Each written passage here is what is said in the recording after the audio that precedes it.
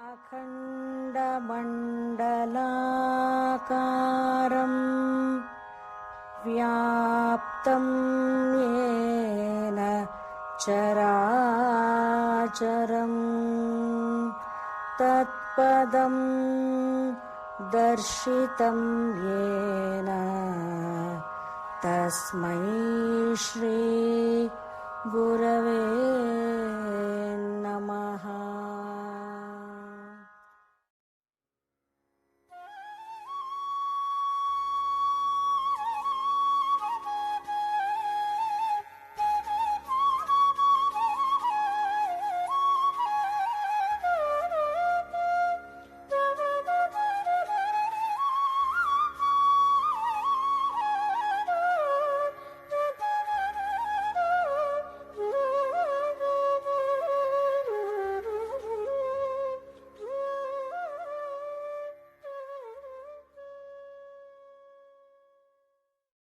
तेजस्विनावधीतमस्तु मा विद्विषावहै.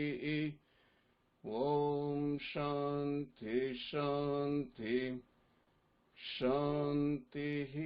हरिः ॐ. The last verse that we completed last week in our discourse in understanding the meaning, Evam Jyatva Duja Samyak, by meditating upon Lord Rudra like this in the most supreme way. Samyak means perfectly. Samyak Duja Samyak Tatoya Janamarabe. You start the puja or worshipping of Lord Shiva. And the next part is actually where we start the puja. So the first step in starting the puja, or Rudra Abhishekam or Rudra Homam, is establishing different devatas in different parts of your body. So that is the first step in this puja. In what is called, even though it's called Nyasam, the puja itself starts right here. So establishing different devatas on different parts of your body. And the second part, after establishing these devatas, here we come to the most beautiful section, because in this portion of this Laghu Nyasam, in this portion of what we call this Laghu Nyasam, even though it's called Laghu, it has in a very precise way establishes the connection. Establishes a connection not in terms of just words, but in terms of perfect logic, in terms of a scientific logic of how this creation came about from that unmanifest Paratpara Paramatma Shiva, Parameshwara, how that came about, and then descending into the matter, how it all culminated in a human form. And then from there, from this human form, how we can establish that connection back again to that Paratpara Parameshwara. All this is enshrined or encoded in the second part of this puja. If you have attended my Tattva Bodham classes, Tattva Bodham of Adi Shankaracharya, if you have attended those classes, that philosophy of what we discussed in the entire Tattva Bodham is here in just a paragraph of this Laghu Nyasam. So that is that connection and the equations and the second part of this puja of Laghu Nyasam. Then the third part in this Laghu Nyasam of the part of the puja, it tells us what this Rudram is all about, who is the Rishi, who is the Devata for this Rudram that we are going to chant, and what called the Bijam, what gives it the seed, what is the seed, and what is his Shakti that makes the seed sprout, and then what is the Kilakam, the thing that makes it move, and what is the purpose of doing it all. So all this is again mentioned in the next part. And then again there is a little bit of Anganyasam and Karanyasam, purification, and with very deep meanings. And finally this concludes with a protective armor of fire ring, a ring of fire. So that's what all that we will discuss. The reason that I'm skipping the chanting part is because, like I always say, when you understand the meaning of what you chant, your chanting is very powerful. When you understand even a little bit of the meaning of what you're doing, then you coordinate your mind with your activity and with your word. Sankat se Hanuman chudave, man krama vachana dhyana jo lave. So whoever chants Hanuman Chalisa with the complete mind involved, with the activity doing the same thing, what the mind says, what the mouth says, all this together, mane krama vachana dhyana jo lave, sankata se Hanuman chudave. If not, if you chant like a tape recorder, nothing is going to happen. That is the entire purpose of our Hinduism. All these mantras, they are really true. When I say true means, in Hinduism you say, if you chant this mantra, this is the result. If you want to cure this disease, chant this mantra. If you cure a snake bite, chant this mantra. If you want a healing from this, chant this mantra. But then why the result is not there? People say, oh, I chanted this mantra, the result is not there. I'll tell you why. Very recently, the Shankaracharya from Sringeri Matam, Bharati Tirtha Swami, described this in his lecture, that a devotee came to him with a problem. And then Shankaracharya, Bharati Tirtha Swami of Sringeri, gave him a solution with a mantra. You do this, this is a solution, and do it this way, then this will be resolved. So the devotee came back after a few days and said, Swamiji, I did what you asked me to do, but then I didn't get the result. And then Shankaracharya said, no, you didn't do what I asked you to do. He said, how do you know? Well, you just told me you didn't get the result. Because if you have done it the way I asked you to do, you should have gotten the result. I hope you get the meaning of this. Because which means there is no way you're not going to get the result if you do it the way it's supposed to be done. Manu krama vachana dhyana jola. So that's exactly, because if an arrow turned into a missile in the Mahabharata, Ramayana warfare, that's because of the power of the mantra. Arjuna would pick up an arrow and chant a mantra on it, that became a Brahmastra. Karna would pick up an arrow and chant a mantra on it, that became a Naga, cobra missile. So all these things were true. And then the reason it's true, because the mantras are to be chanted in the most subtlest level of your consciousness. You go to the depth of your consciousness, what Patanjali would call the state of samyama. What is that samyama? That you go deep into your mind, the very subtle state of mind, where it's not a total state of samadhi, where you have gone completely away from the mind, your thinking is still there, the words are still there, very close to that state of that absolute samadhi level, very close. And then you chant those mantras on that level, manukrama vachana dhyana, which is the meditations. All this together makes what is called samyama. So what is samyama again? With the way you say something, there are four categories: vaikari, madhyama, pashyanti, para. So word could be chanted on these different levels. So with the way I'm talking to you now is called vaikari. Vaikari. A lot of us do it this way. When you chant mantra, we also do it like this. And then you go a little gentler and then a little slower, madhyama. That is like just within your mouth, just moving of the lips, madhyama. Pashyanti, very deep, para, in the transcendental level. That is why Ramana Maharshi in his Upadesha Saram would say that one is superior to other. What is superior to other? The madhyama level is superior to vaikari. And then the pashyanti is superior to madhyama. And then para is superior to pashyanti. So this is how a mantra should be chanted, with the depth of consciousness. So that is why these mantras, when you chant them with completely attention focused with an understanding, that is why I'm spending time to explain the meaning, because when you understand, your mind is involved, and then not only you're doing puja with your hand and you're chanting mantra with your mouth, but your mind is also involved. So all this come together, then your puja becomes very powerful. So that is the reason we are spending time to understand this, because chanting part is easy. Chanting you can learn from any CD if you properly listen to it. There is a lot of resources out there. But what you will not get from anywhere is this. You will not get a meaning of this Laghu Nyasam. You go and stretch your internet, you go and buy any kind of books, you are not going to find this. I'm really telling you. You will not find it. So that is why please pay attention while I describe what I'm describing.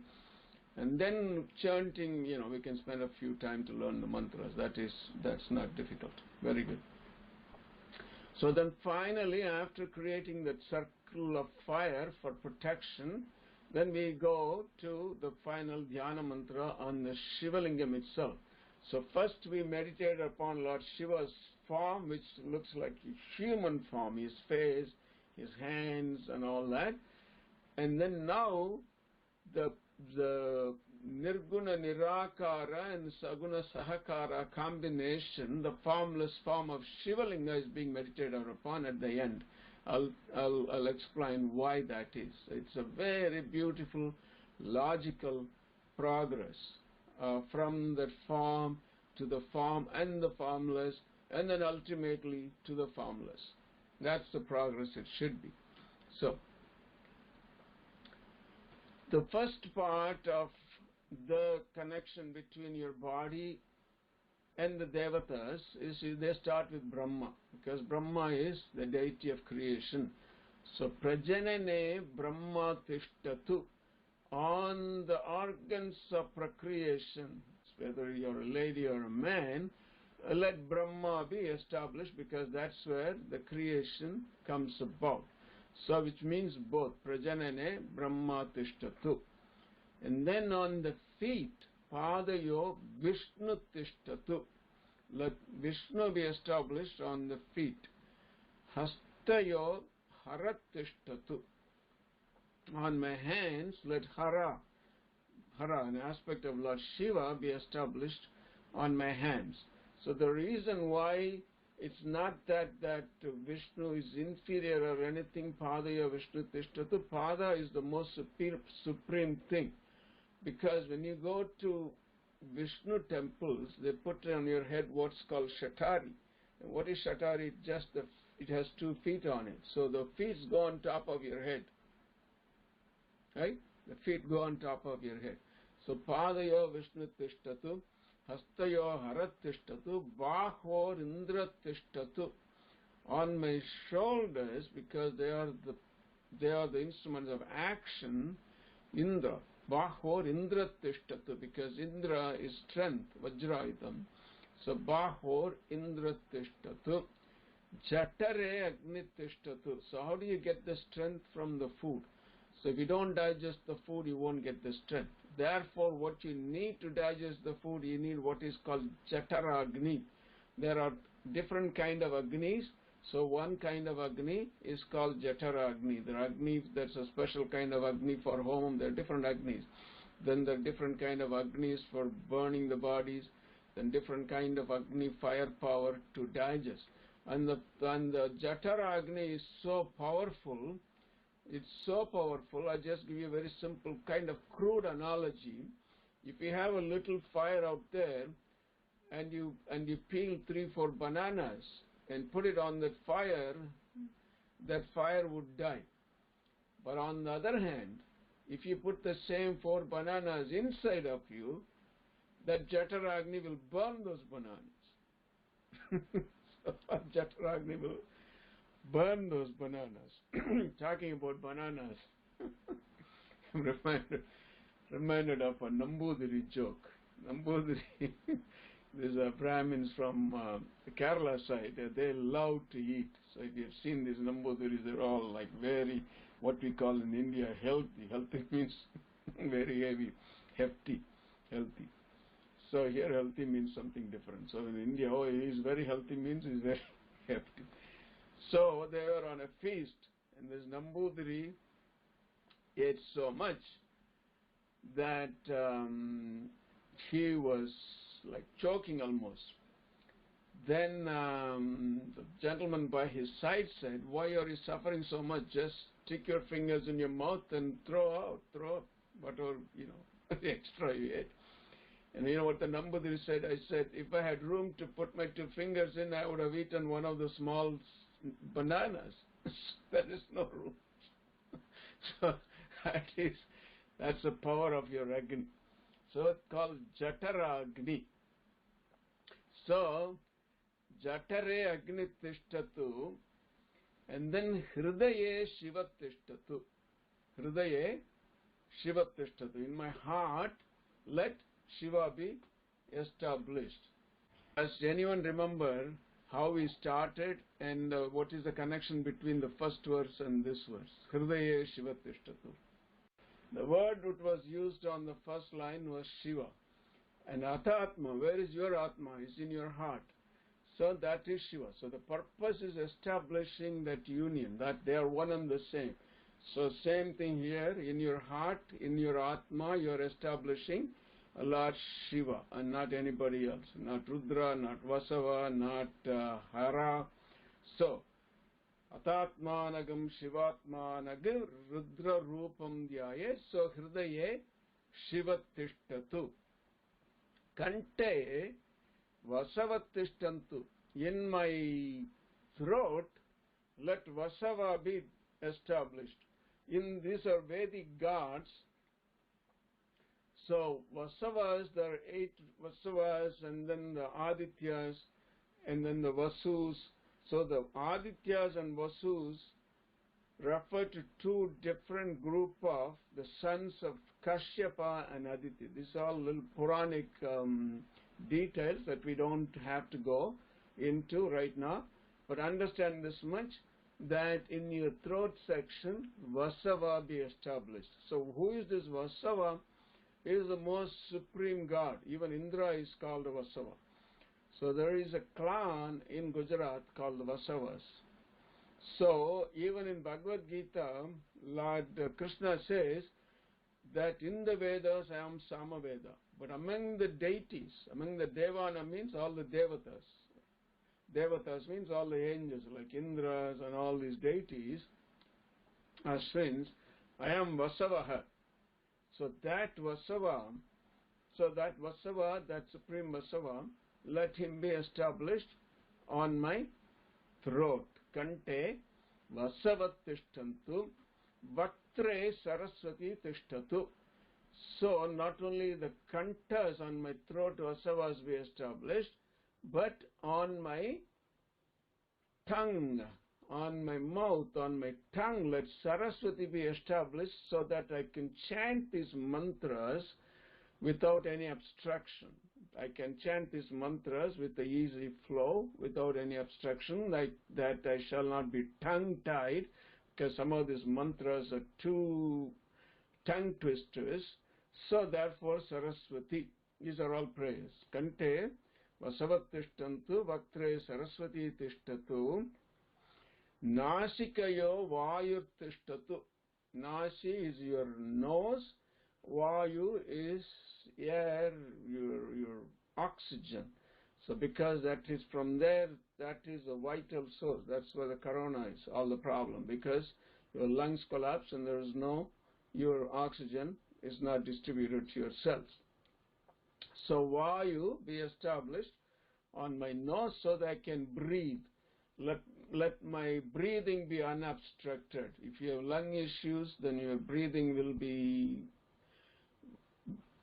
complicated, and when breathing gets complicated, then your oxygen consumption, your transport of oxygen to the cells will be complicated. So that will result in a lot of problems. So that is why in yoga we have pranayama.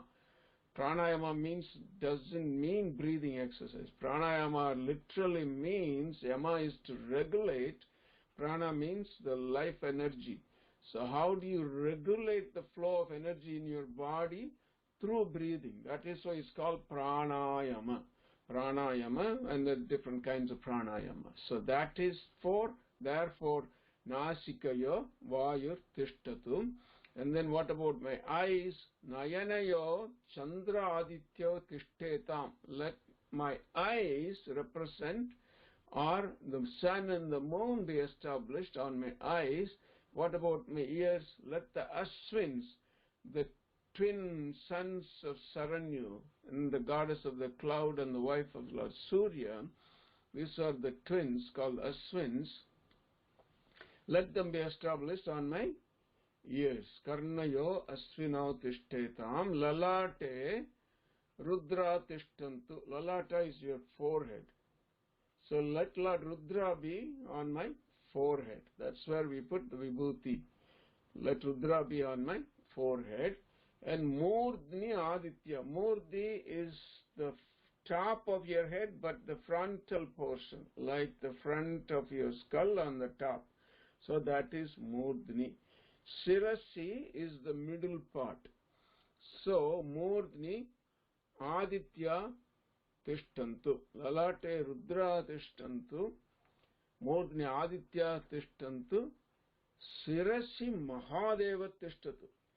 See, the Paratpara Parameshwara, then we have different descents, different aspects of him in the manifestation of creation.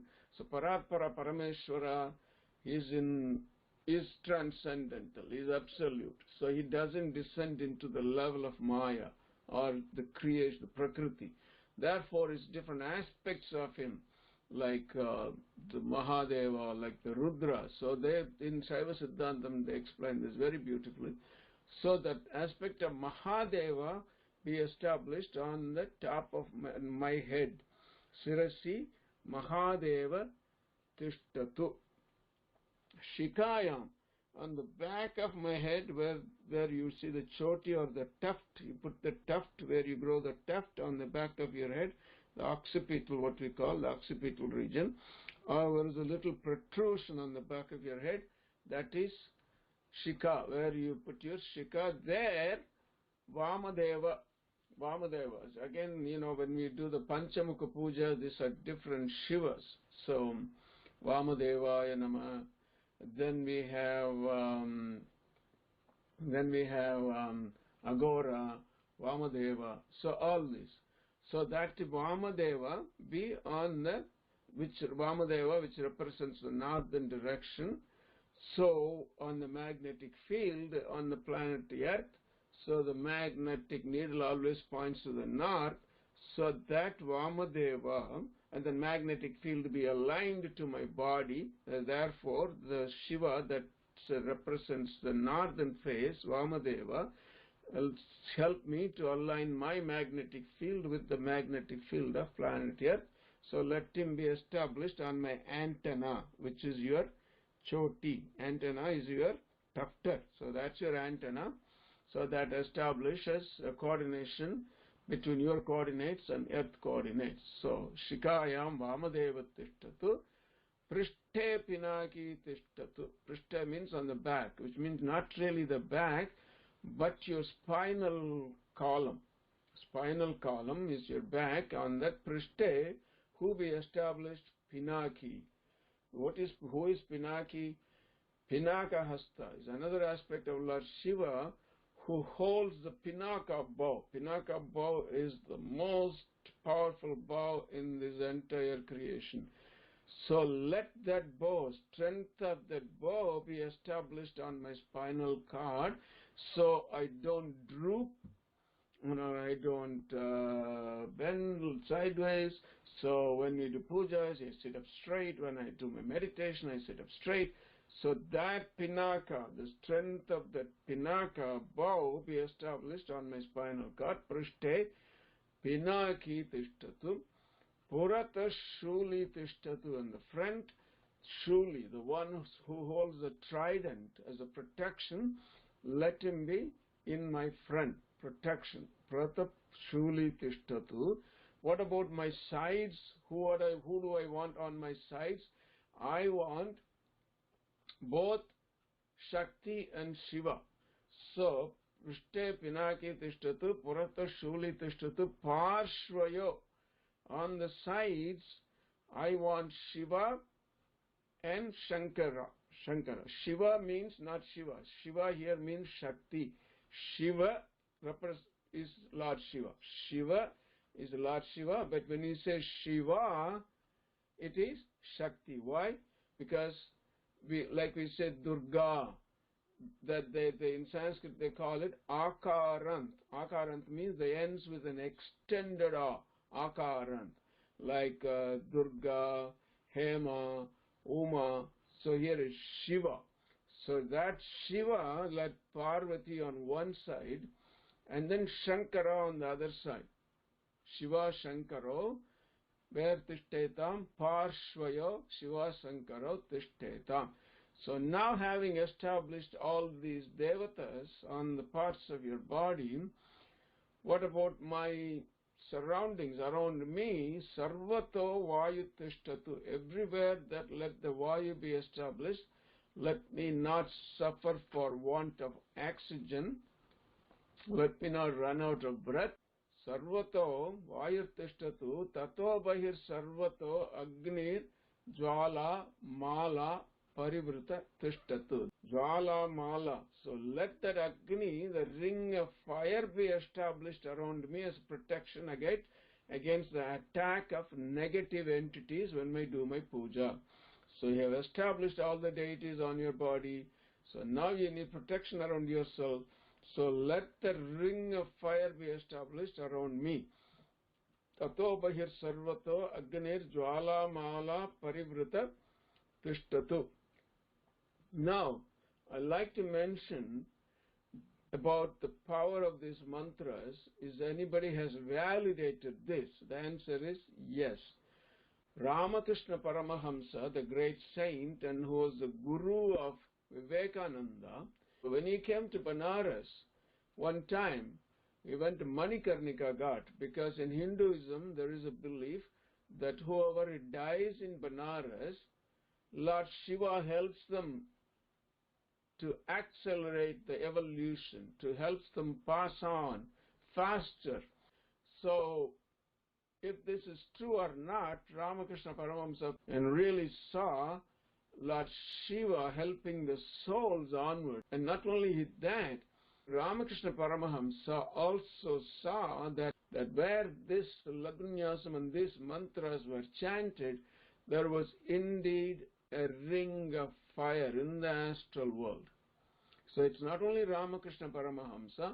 If you're a little familiar with the Theosophical Society teachings, the Theosophist movement was founded by Madame Blavatsky. She was a saintly lady from Russia who had the special gift of astral vision. She can see what happens in the astral world.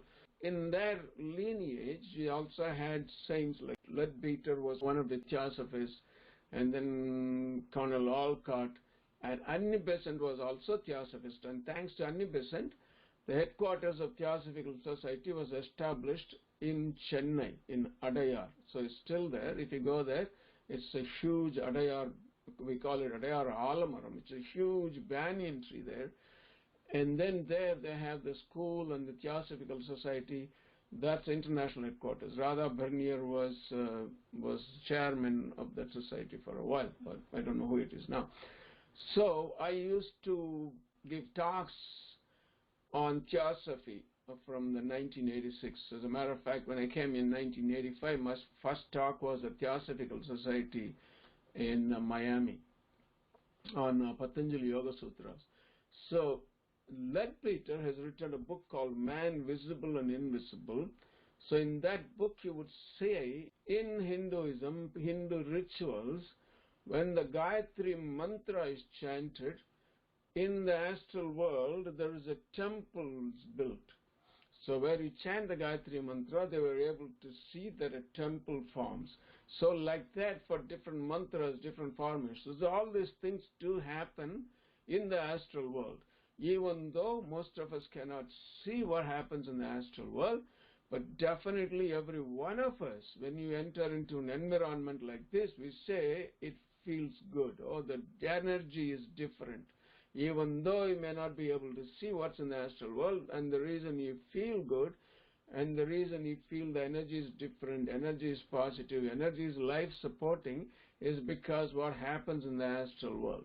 So, words have power, thoughts have power. That is why word and thought, when you chant something, if you also understand and visualize this, then it's even more powerful.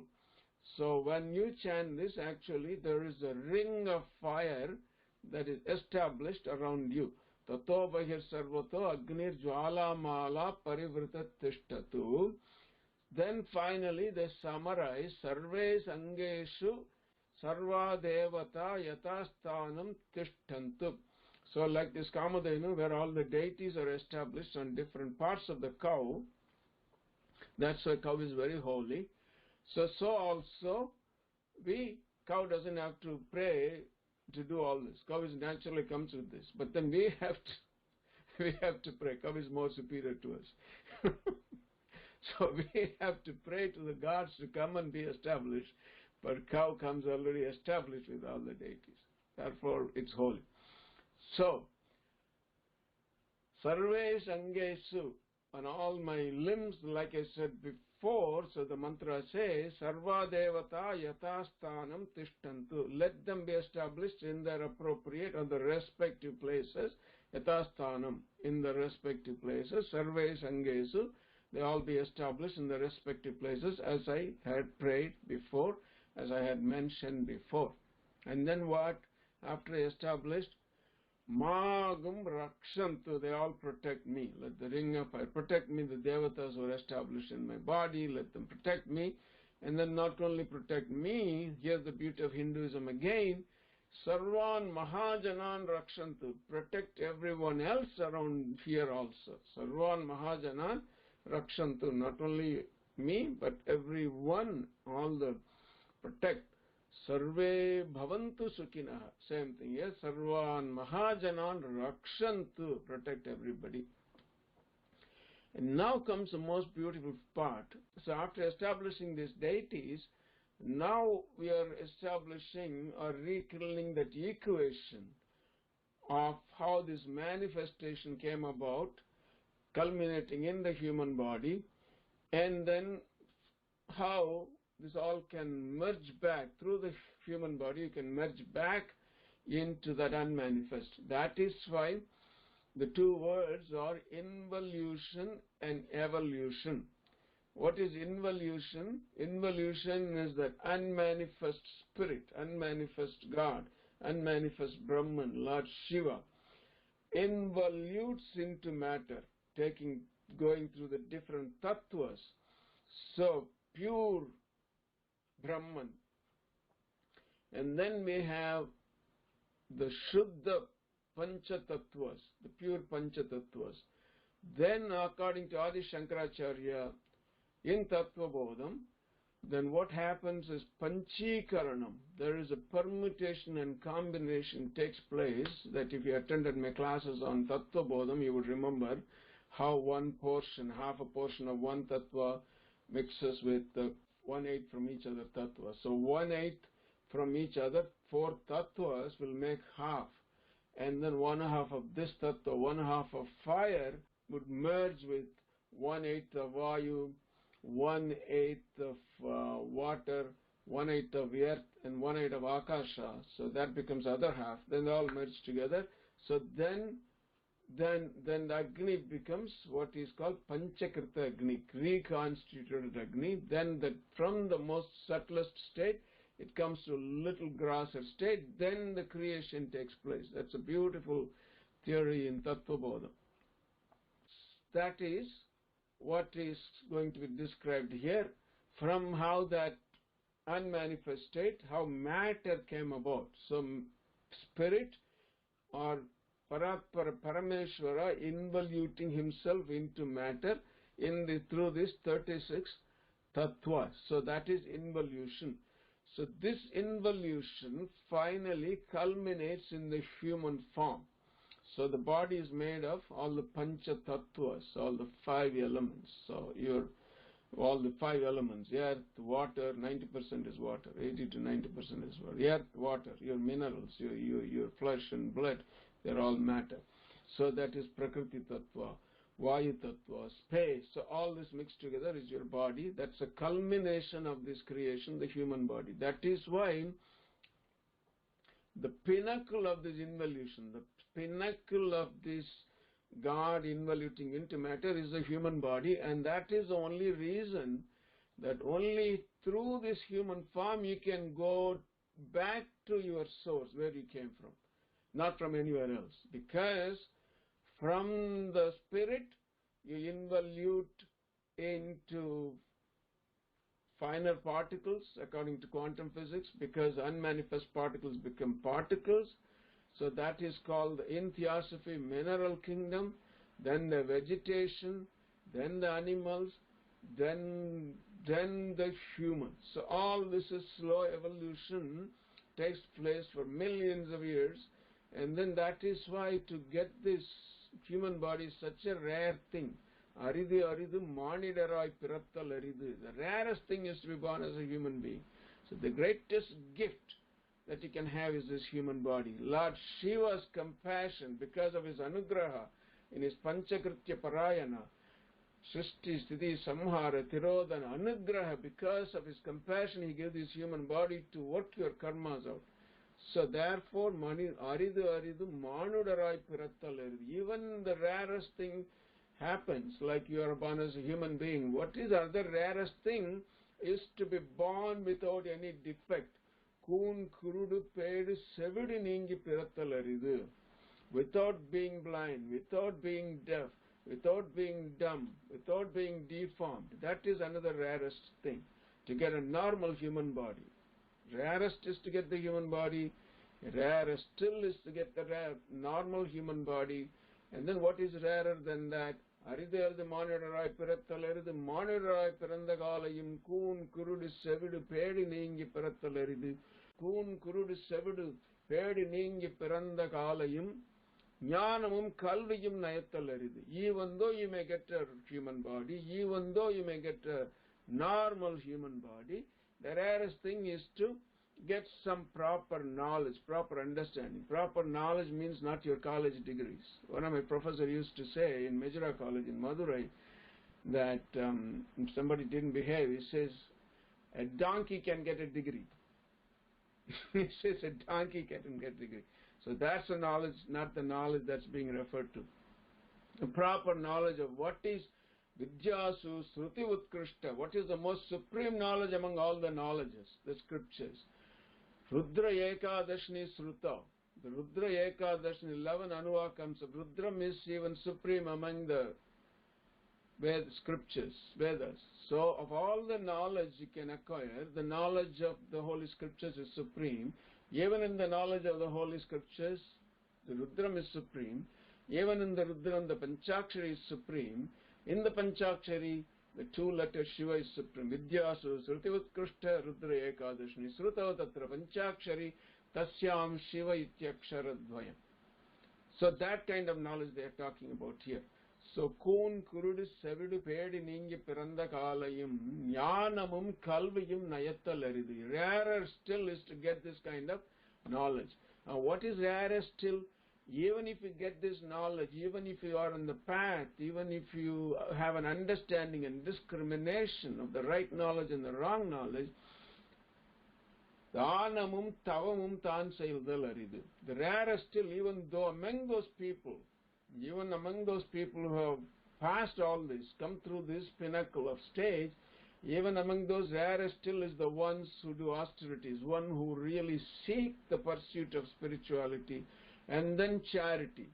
Dhanamum Tavamum Tan Sayudal aridu. So charity and austerity, pursuit of spirituality, if you do all this, Vanavar Vasal Valithirandirume, then the heavens are open unto you. So rarer to be a human being, rarer to be a normal human being, rarer to be an educated one, rarer still is to be one who pursues charity, compassion and austerities. That is why in Bhagavad Gita, Bhagavan says that Manushyenam Sahasresu, thousands of people who Arjuna, millions of people who Arjuna, hardly ever one tries for this path, tries for perfection. Yatatam api siddhanam kaschin mam veti tattvataha. Even among those millions, 1 in million who tries this, hardly ever one reaches me. So the same thing here. So therefore, the rarest thing is this human body, the achieving this human body when the spirit involutes. So from there, now it's evolution. You're going back to where you came from. You are going home. So these following mantras establish how you do that. So they start with your body, different parts of your body, then they go through the heart, then finally go to the final Atma. So it's so beautiful. I'm not sure we have time today. So what we will do is, we will do it next week. And we are almost coming upon our Om Namah Shivaya, Om Namah Shivaya. So if you have any questions, we would address them. Meet next week. So if you have any questions, let me know. Yes? No? Om Sahana Bhavatu Sahana Bhunaktum Sahaviryam Karvavahai Tejasvinavaditamastu ma Viddhishavahai. Om Shanti Shanti. Thank you, Guruji, for all that knowledge. Sure. Thank you. Om Namah Shivaya, Om Namah Shivaya, Om Namah Shivaya.